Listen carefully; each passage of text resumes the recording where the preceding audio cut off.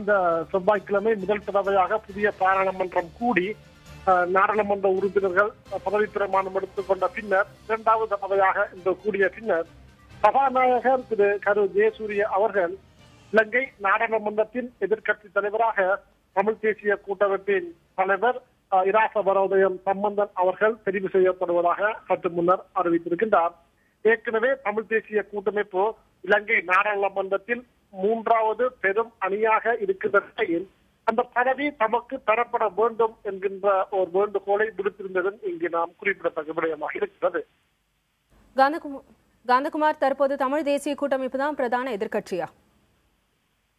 ஆமாம், ஏற்கனவே இலங்கையின் ஐக்கிய தேசிய கட்சியும் ஸ்ரீலங்கா சுதந்திர கட்சியிலுள்ள ஐக்கிய மக்கள் சுதந்திர கூட்டமைப்பு இணைந்து ஆளும் கட்சியாக தேசிய அரசாங்கத்தை அமைத்திருக்கின்ற நிலையில் 16 உறுப்பினர்களை கொண்ட பெரும் அணியாக மூன்றாவது அணியாகவும் எதிர்கட்சி வரிசையிலே தமிழ் தேசிய கூட்டமைப்பு அமைந்திருக்கின்றது.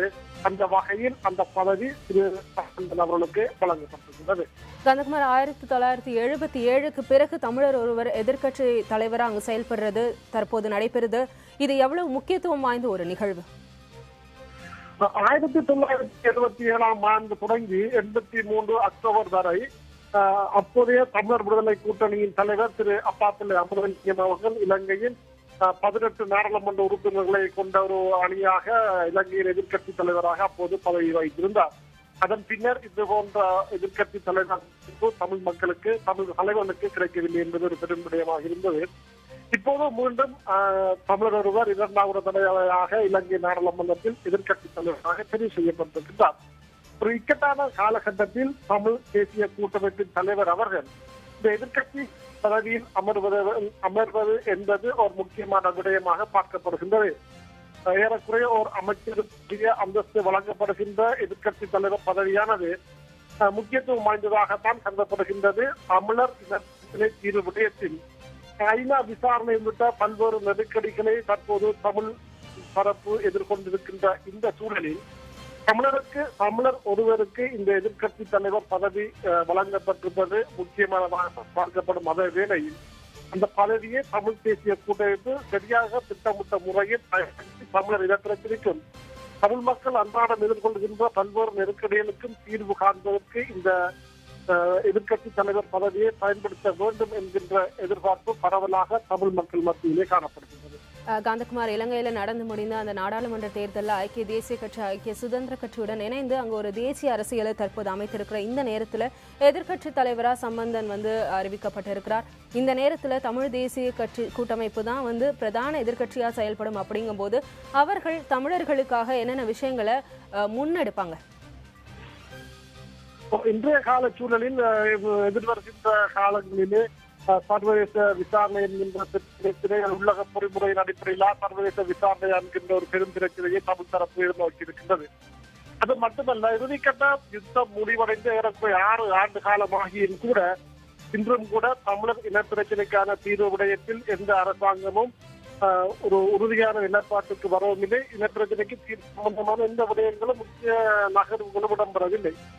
இந்த நேரத்தில் தமிழ் தேசிய கூட்டமைப்பு பதவி சர்வதேச ரீதியில் பல்வேறு அழுத்தங்களை கொண்டு வந்து தமிழர் அன்றாடம் எதிர்கொள்கின்ற பிரச்சனைகள், இன பிரச்சனைக்கான தீர்வு, இறுதிக்கட்ட யுத்தத்தின் போதும் மனிதாபிமான சட்டங்கள் மீறப்பட்ட விடயம் சம்பந்தமான விசாரணை என்கின்ற விடயத்தில் ஒரு சர்வதேச அழுத்தத்தை பயன்படுத்துவதற்கு இந்த எதிர்க்கட்சி தலைவர் பதவி ஒரு பொருத்தமானதாக அமையும் என்கின்ற எதிர்பார்ப்பு தான் காணப்படுகின்றது.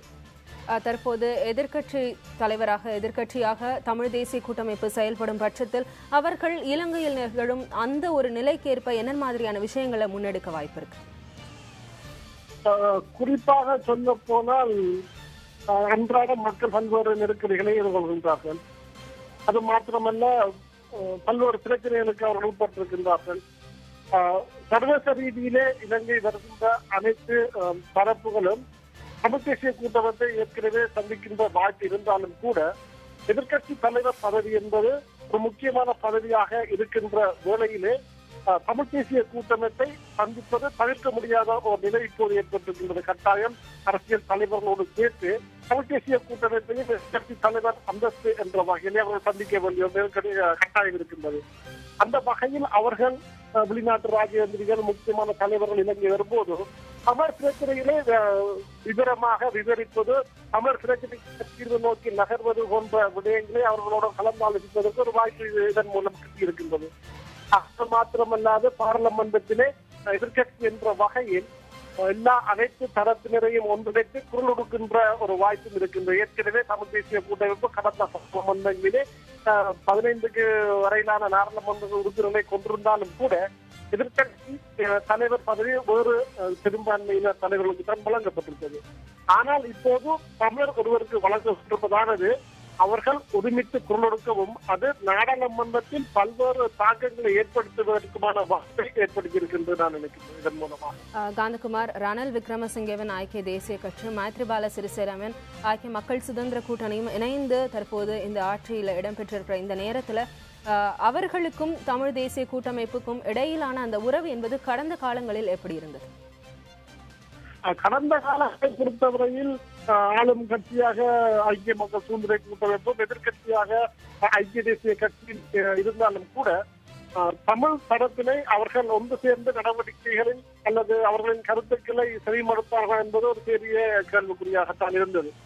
ஆனால் இந்த புதிய அதிபரை தெரிவு செய்கின்ற கடந்த ஜனவரி மாதம் ஏற்பட்ட பொது மாற்றம் ஒன்றிலே தமிழ் தேசிய கூட்டமைப்பானது கடந்த காலங்களை போல ஜனவரிக்கு பிந்தைய காலங்களில் ஐக்கிய கட்சியுடன் ஒன்று சேர்ந்து புதிய ஒரு ஆட்சி மாற்றத்திற்கான வழிவகுத்திருந்ததை நாம் எல்லோரும் அறிவோம்.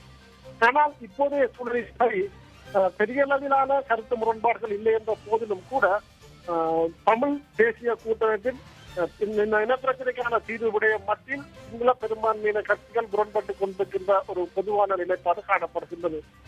அது மாத்திரமல்லாது இந்த நாடாளுமன்றத்தில் தமிழ் தேசிய கூட்டமைப்பின் தலைவர் திரு சம்பந்தன் அவர்கள் எதிர்கட்சி தலைவராக நியமிக்க வேண்டும் என்கின்ற விடயத்தில் பெரும்பான்மையின கட்சிகள், குறிப்பாக ஐக்கிய தேசிய கட்சியின் சரி, ஐக்கிய மக்கள் சுதந்திர கூட்டமைப்பும் அதுபோல ஜேவிபி எனப்படுகின்ற கட்சியும் பெரிய அளவில் எதிர்ப்பினை வெளியிடாத ஒரு நிலை காணப்படுகின்ற இடத்து தமிழ் கட்சிகளுடன் அவர்கள் நல்லுறவை பேணுவதற்கான ஒரு முன்னோட்ட நடவடிக்கையாகத்தான் இதனை நாம் பார்க்கின்றோம்.